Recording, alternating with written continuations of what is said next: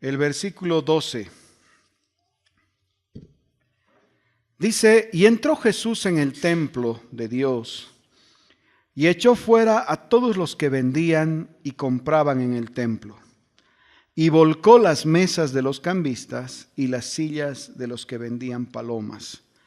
Y les dijo: escrito está, mi casa, casa de oración será llamada, mas vosotros la habéis hecho cueva de ladrones.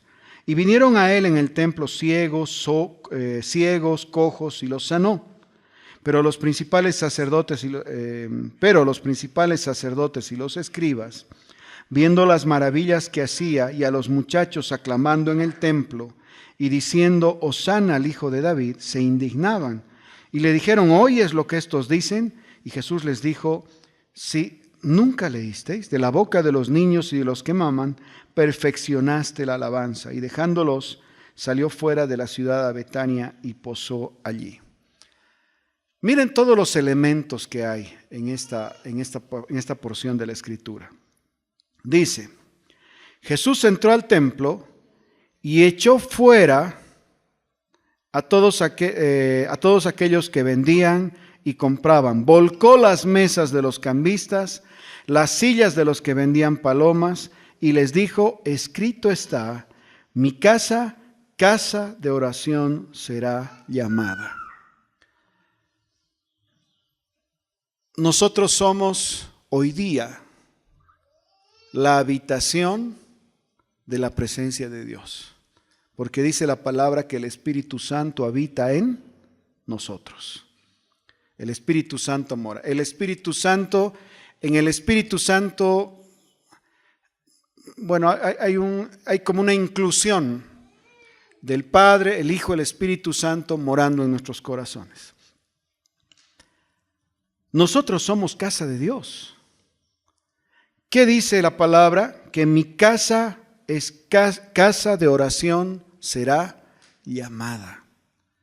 O sea que si tu vida no tiene la oración como parte de un estilo de vida, no estás siendo aquello para lo cual has sido creado. Al contener la presencia de Dios, tú estás conteniendo el mandato de Dios hacia su casa.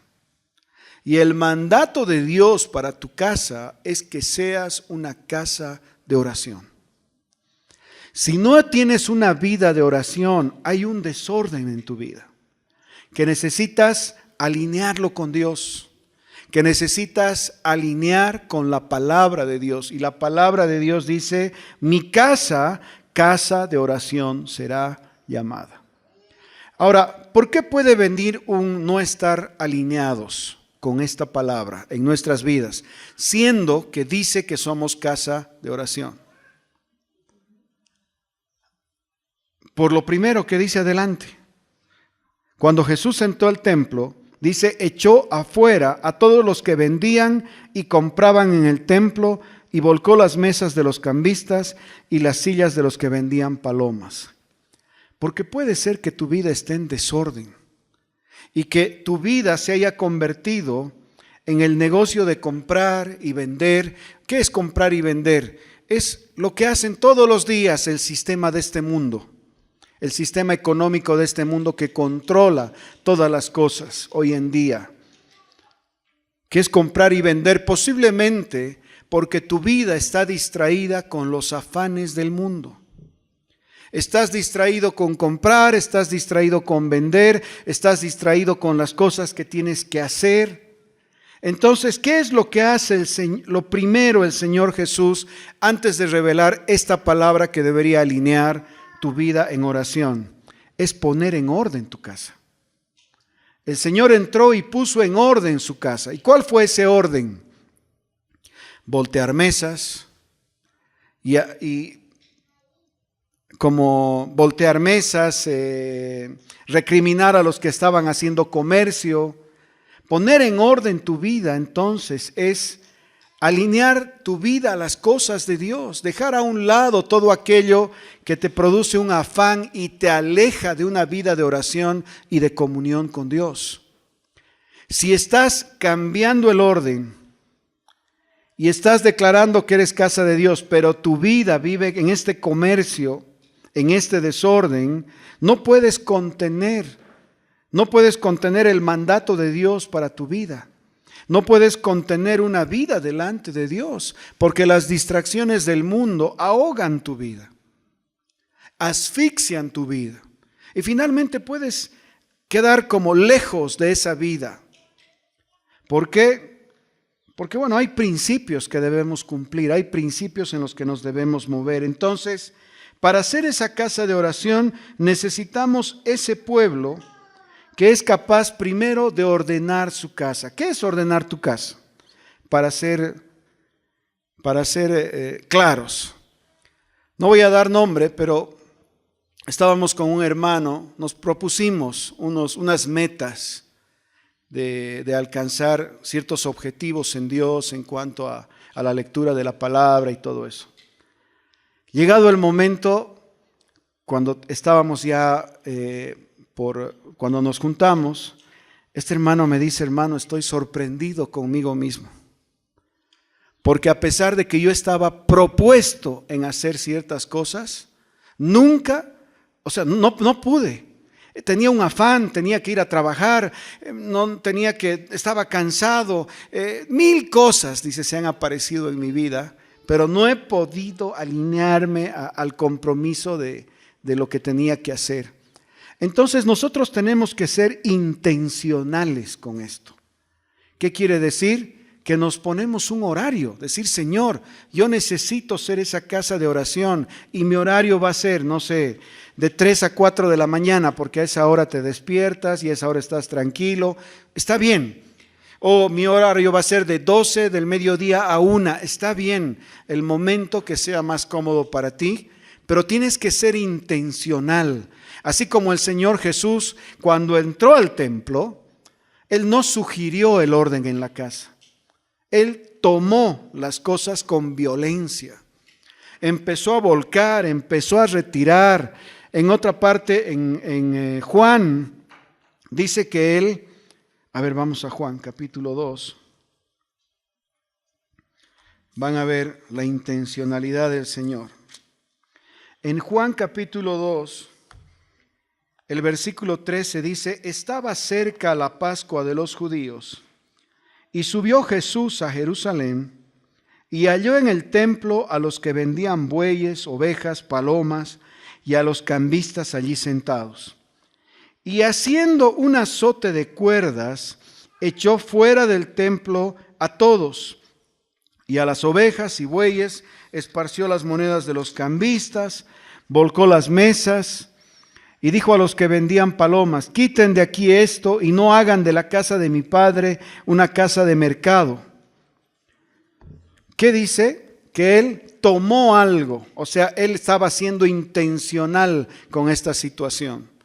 No es que dijo: me he tropezado, entonces he volteado una mesa. No, él buscó, seguramente, dice, asió. O sea, él buscó, tomó un chicote y dijo: ahora sí van a ver estos. ¿Se dan cuenta?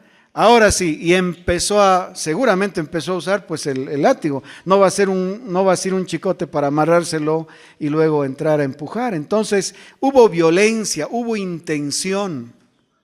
Entonces nosotros tenemos que ser intencionales con la palabra de Dios, especialmente esta palabra que habla de lo que somos, de nuestra naturaleza.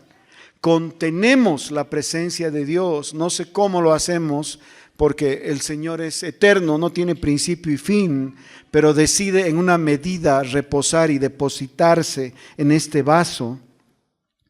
Pero tenemos que ser intencionales para sacar de nuestra vida todo obstáculo, toda mesa de compra y venta, todo aquello que te está distrayendo, para que puedas enfocarte en las cosas de Dios, para que puedas mirar aquello que Dios quiere que mires. Entonces, esto no va a ocurrir con un buen pensamiento. Esto no va a ocurrir con una buena intención. Tienes que ejecutar algo en tu vida para que esto ocurra. Ahora miren lo siguiente que pasa. Una vez que hizo esto, dice, vinieron a él en el templo ciegos, cojos, y los sanó.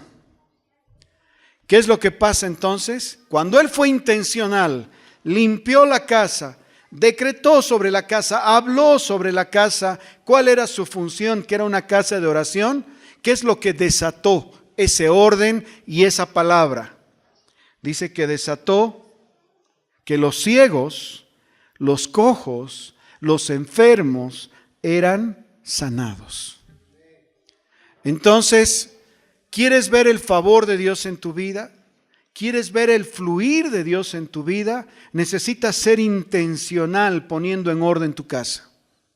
Necesitas ser intencional siendo parte del llamado de esta casa. Y dentro del llamado de esta casa, como hemos descrito en Hechos, el llamado y la convocación que nosotros hacemos creyendo que es el Señor que nos está llamando es que vengan a orar. Que sean parte de lo que estamos haciendo. Sí, oro desde mi casa, sí, yo también. Yo oro cuando estoy echado, también yo oro cuando estoy echado. Pero hay una convocación en la casa, ¿se dan cuenta? Pero hay un llamado para que ustedes estén para que estemos como cuerpo, militando, para que estemos como cuerpo peleando por aquello que estamos soñando, por aquello que estamos creyendo. En esos tiempos de oración hemos estado reclamando al Señor esa palabra en Hechos, cada parte de esa palabra. Hemos estado orando por cada uno de ustedes. Hemos estado orando incansablemente por este país. Dios nos ha empezado a dar ciertas estrategias, ciertas cosas que, bueno, se reciben como cuerpo. Se reciben como cuerpo. Estamos aquí en Mateo 21. Entonces dice que los ciegos, los cojos, fueron sanos. Y luego ocurrió algo. Pero los principales sacerdotes y los escribas, viendo las maravillas que hacía, y los muchachos aclamando en el templo, dos cosas que vio la religión. Primero, maravillas que estaban ocurriendo en medio de toda esa circunstancia. Jesús sanando a los enfermos. Y luego, el pueblo aclamando a Dios y diciendo, Hosana al Hijo de David. Entonces, el hecho de que podamos poner en orden nuestra casa, podamos ser intencionales, traer una palabra sobre nuestras vidas, va a liberar la gloria de Dios manifiesta. Porque la gloria, ¿qué manifiesta? La gloria de Dios manifiesta lo que nosotros ya no podemos hacer. Lo que nosotros ya, aunque seamos intencionales, ya no podamos hacer. Porque si hay una mano que está encogida y Dios la vuelve una mano normal, eso es algo que solo Dios puede hacer. Porque si hay una afección en el cuerpo y hay un órgano que aparece, eso no podemos hacer. Eso ya es un milagro, eso ya es la gloria de Dios manifiesta en medio de nosotros. Entonces esto trae la revelación y la manifestación de la gloria de Dios. Y es por lo que tenemos que vivir. El ser casa de Dios va a traer la presencia manifiesta y revelada de Dios en medio nuestro.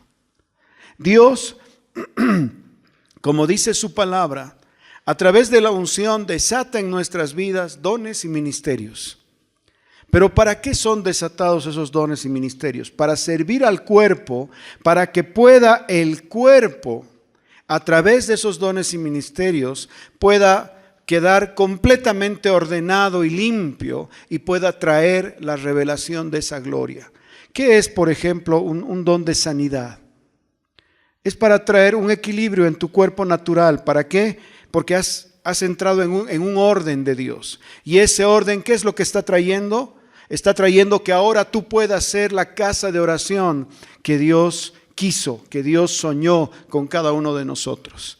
Y siendo esa casa de oración, ahora podamos traer en base a nuestras oraciones la gloria de Dios en este lugar. en este departamento y en este país. Entonces hay un llamado de Dios a nuestras vidas para poder ser aquellos que jalan, que traen esa presencia manifiesta de Dios. Todo va a ser útil, todo cuanto tú hagas delante de Dios y todas aquellas herramientas que Dios trajo al cuerpo, pero el fin es que podamos ver al Señor en medio nuestro. Dice que eran maravillas, eran milagros, la religión vio eso. ¿Qué quiere decir eso? Que Dios desarraigó, inclusive ya al final, la religión o la vida de religión de toda la vida del pueblo que estaba alrededor. ¿Ustedes creen que ellos no eran religiosos? Claro que eran. El pueblo judío era un pueblo de religión, de ritos, de cosas que hacían. Inclusive estos niños y todos estos que empezaron a alabar y a gritar Hosana al hijo de David, eran religiosos. ¿Por qué? Porque eran parte de una sociedad profundamente religiosa. Entonces, ¿qué pasó? La religión fue desarraigada y el testimonio de Dios, el nombre del Señor fue proclamado. Y al ser proclamado el nombre de Dios, la gloria de Dios fue manifiesta. Entonces, el ser casa de oración no es una opción. No es, yo tengo el ministerio de la oración. No existe eso, ¿no? O las ancianas son las que oran. Menos, no existe tampoco eso. Ahora, tal vez ellas oran más porque como no pueden salir de sus casitas, están como encerradas, puede ser, ¿no? Como es todo lo que tal vez ellas sienten que sí están afectando y sí están afectando.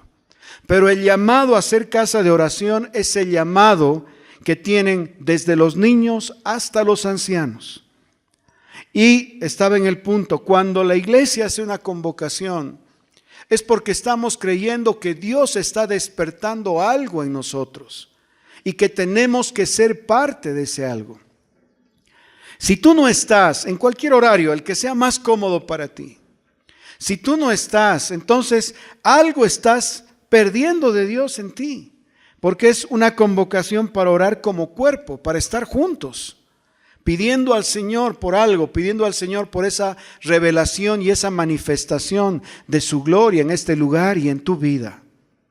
Y yo digo, Dios ya ha empezado a mostrar su favor, porque ahora que nos hemos propuesto hablar de los testimonios de Dios, ahora que nos hemos propuesto testificar de lo que Dios está haciendo, estoy sorprendido con las cosas que han empezado a pasar. Hasta en los detalles más pequeños, como en ese partido de fútbol, tú dices, ¿y qué pasa si había otra cristiana al otro lado? Si no oró, culpa de ella, ¿no? Porque si no, Dios tal vez hubiese traído un empate. Claro, no se va a poner a un lado o al otro.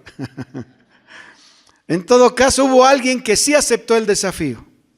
Hubo alguien que sí dijo, Señor, yo puedo creer que tú puedes hacer algo en esta situación. Ahora, ustedes dirán, lo que pasa es que todas las del equipo de Besnita son cristianas comprometidas. No, ninguna conoce al Señor, pero el Señor está listo, como hemos hablado en ese enfermo en el templo, está listo para actuar, inclusive en aquel que no cree ni está esperando el milagro. Como ese hombre, ni estaba creyendo por un milagro, ni estaba esperando un milagro, ni estaba pidiendo un milagro, nada, absolutamente. Pero ahí el apóstol, ¿qué le dice? Lo que tengo te doy, levántate y anda. Entonces le dio lo que era el deseo del apóstol, no lo que era el deseo de la persona. ¿Se dan cuenta? Entonces, Dios está listo para hacer cosas extraordinarias, pero nosotros tenemos que ser intencionales en traer un orden a nuestras vidas para ver y responder a las convocaciones que estamos haciendo en la casa, porque creemos que es Dios el que está trayendo esa palabra para que nosotros nos movamos. Aquí en Éxodo, miren en Éxodo capítulo, aquí está, Éxodo 33. Jehová dijo a Moisés, anda, sube aquí tú y el pueblo que sacaste de la tierra de Egipto, a la tierra de la cual juré a Abraham, Isaac y Jacob, diciendo a tu descendencia la daré. Y yo enviaré delante de ti el ángel, y echará fuera al cananeo, al amorreo, al eteo, al fereceo, al heveo, al jebuseo, a la tierra que fluye leche y miel, pero yo no subiré en medio de ti, porque eres un pueblo de dura cerviz, no sea que te consuma en el camino. Y oyendo el pueblo esta mala noticia, vistieron luto y ninguno se puso sus atavíos. Habían dos noticias aquí. ¿Perdón? Pensé que me estaban, con esa mirada, parece que me estarían diciendo, ¿cómo? ¿Qué has leído? No, es que también desde atrás me estaban mirando, así como, ¿qué estás leyendo? Dos noticias. Primera, cuando el pueblo de Israel salió de Egipto, ¿cuál era su expectativa? Llegar a una tierra que fluye leche y miel. O sea, una tierra de abundancia y de favor. El Señor les dice, bueno, ya ha salido tu pueblo, ok. Dice, yo enviaré delante de ti al ángel, echará fuera a todos tus enemigos y entrarás a la tierra que fluye leche y miel. ¿Estaban saliendo con el favor de Dios en esta instrucción? Sí. ¿Por qué? Porque Dios estaba asignando un ángel para que vaya delante de ellos y los introduzca a esa tierra de bendición. ¿Esas eran buenas noticias? Por supuesto que eran buenas noticias. Era lo que ellos estaban esperando. ¿De dónde estaban saliendo? De vivir en esclavitud. ¿Qué es lo que querían? Libertad. ¿De dónde estaban saliendo? De vivir comiendo papas y cebollas. No conocían otra cosa porque eso es lo que tenían como esclavos. Allá iba a haber leche, iba a haber miel, que seguramente eran cosas que solo comían los reyes y los ricos. Entonces, Dios les dice, van a tener todo, van a prosperar, van a tener abundancia, sus enemigos no van a estar cerca de ustedes. Imagínate. No, o sea, lo tienes todo. Tú dices, miércoles, voy a vivir en paz, voy a vivir con abundancia, mis enemigos van a estar alejados por el ángel del Señor. ¿Qué más quiero? Pero el Señor les dijo, pero yo no voy a ir con ustedes, pero sí mando mi ángel. Entonces, oyendo el pueblo esta mala noticia, dice, vistieron de luto y ninguno se puso sus atavíos. ¿Sabes?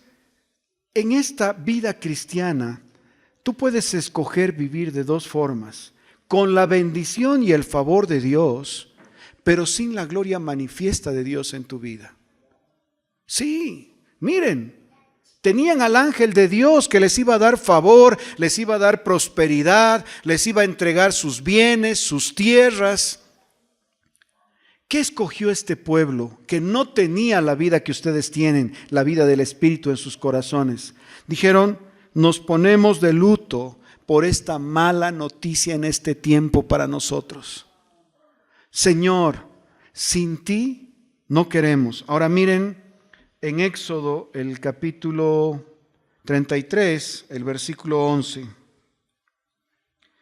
Y hablaba Jehová a Moisés cara a cara, como habla cualquiera a su compañero.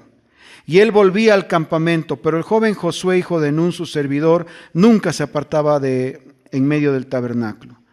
Y dijo Moisés a Jehová, mira, tú me dices a mí, saca a este pueblo, y tú me has declarado a quién enviarás conmigo. Eso le acaba de decir el Señor. Sin embargo, tú dices, yo te he conocido por tu nombre, y has hallado también gracia a mis ojos. Ahí Moisés le está haciendo la psicológica al Señor, ¿no? Porque claro, que le está diciendo, mira, tú me llamas por mi nombre, tú me conoces. Y el 14 dice, y él dijo, bueno, al final como Moisés le dice, no vamos a avanzar si no estás tú. Y le dijo, mi presencia irá contigo y te daré descanso. Y Moisés respondió, si tu presencia no ha de ir conmigo, no nos saques de aquí. Esa es la convicción de un hombre que miró en su naturaleza humana al Señor, probó algo de lo que era Dios y dijo: Señor, yo prefiero vivir en este desierto, en esta necesidad, con sed, con hambre, con lo que sea, pero no me muevo de aquí si tu presencia no va conmigo. Entonces, ¿qué pueblo queremos ser? Queremos ser el pueblo que quiere la bendición, que quiere la abundancia, que quiere las buenas tierras, que quiere toda la bendición, pero lejos de Dios, solo con un representante de Dios delante, o queremos al Dios de la bendición. Tengo buenas noticias para ustedes. La palabra dice: busca el reino de Dios y su justicia. El reino de Dios es la especificación de la gloria de Dios, es el Señor. Y todas las cosas te serán añadidas. Ahora, como el Señor iba con ellos, ¿tú crees que llevando la presencia de Dios no iban a tener todas esas cosas? Claro que sí. Claro, Él es Padre, claro que sí. Si un ángel de Dios les podría entregar tierras, bendición, el fruto de la tierra, les podría entregar la abundancia, estando con el Señor, de ese consejero o de ese ángel que Él podía mandar, ¿ustedes creen que Dios no iba a entregar todas las cosas a ese pueblo? Claro que sí. Pero la gloria de Dios requiere de nosotros que nosotros anhelemos esa presencia, que nosotros busquemos esa presencia, que nosotros forcemos esa presencia en nuestras vidas a través de nuestras oraciones. ¿Qué dice la palabra? Señor, así como se hace en los cielos, que se haga en la tierra. Una oración que el Señor Jesús les enseñó a orar. ¿Qué está queriendo decir? Reclamen esa presencia en sus vidas, reclamen esa gloria en sus reuniones, reclamen esa gloria en sus vidas cotidianas. Pero eso, ¿cómo lo hacemos? ¿Cómo encontramos ese lugar? Cuando encontramos la identidad de casa de oración en nuestras vidas. Porque solo cuando estás delante de su presencia entiendes la necesidad de Dios en tu vida. Vayan a Éxodo capítulo 34, el versículo 27.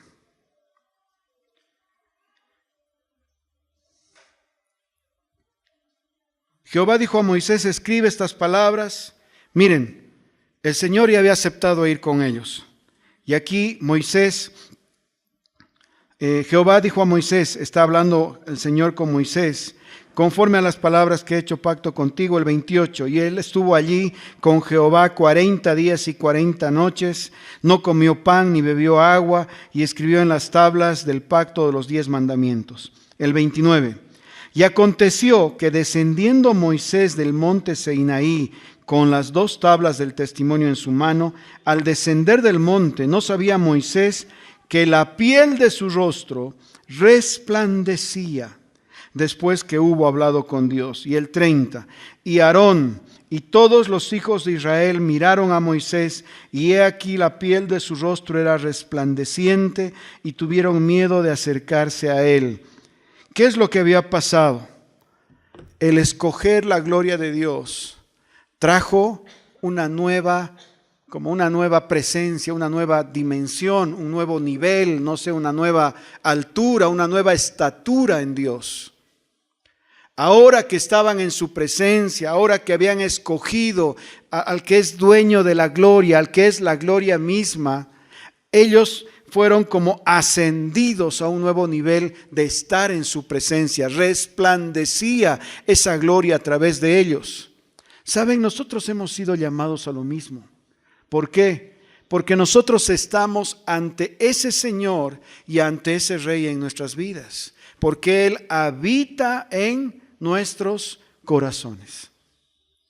Entonces, no podemos alejarnos del llamado, no podemos alejarnos, gracias Rodri, No podemos alejarnos de la bendición de Dios, que es traer a nuestras vidas su presencia, dejar que esa gloria se revele, pero a través de un principio sencillo de entender nuestra identidad como casa de oración, como un pueblo que vive en su presencia.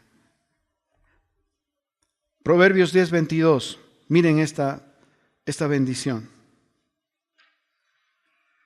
Es hermoso este versículo.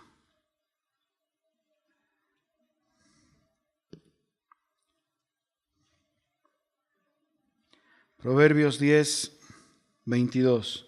Dice: la bendición de Jehová es la que enriquece y no añade tristeza con ella. La presencia de Dios es la que enriquece. El favor de Dios es lo que enriquece y no añade tristeza con ella. En Efesios 1:3.